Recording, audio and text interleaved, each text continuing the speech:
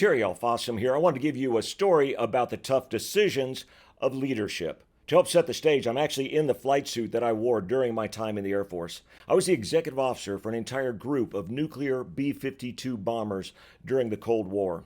When I was stationed at Fairchild Air Force Base, it was 1995 and the Cold War was raging on. Fairchild Air Force Base was having a nuclear war exercise. Now, what does that mean? It means it's not the real thing, but we're making as close as possible to that. At Fairchild, we had X B-52s, X being a classified number, that were ready to take off for a response in a very short classified period of time. We also had X number of B-52s that needed to be loaded up for a secondary strike. I had a position in battle staff. So what is battle staff? Battle staff is just like you've seen in the movies. This is the war room, if you will.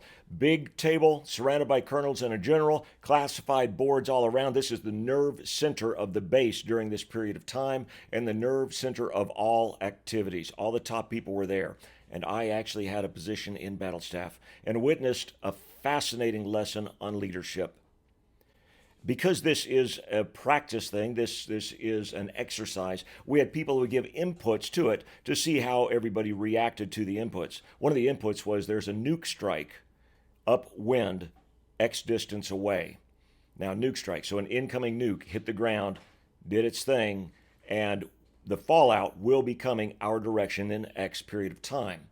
Now, during this, we had men and women out there on the flight line preparing the secondary strike of B-52s that would be greatly affected by any fallout that came.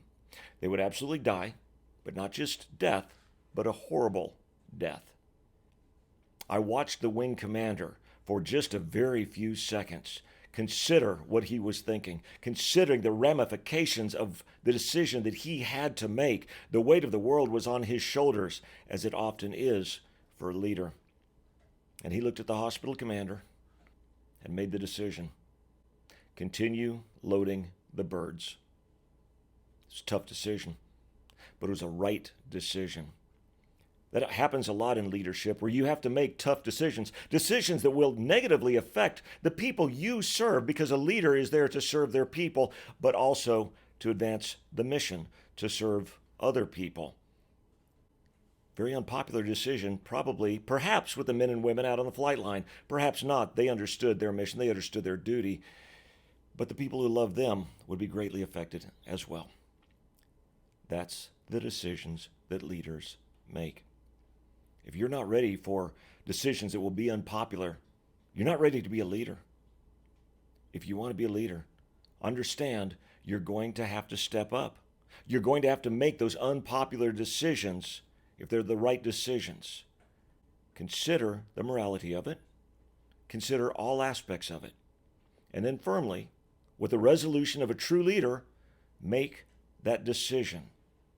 Then you'll know in your heart, popular or not, it's the right thing to do.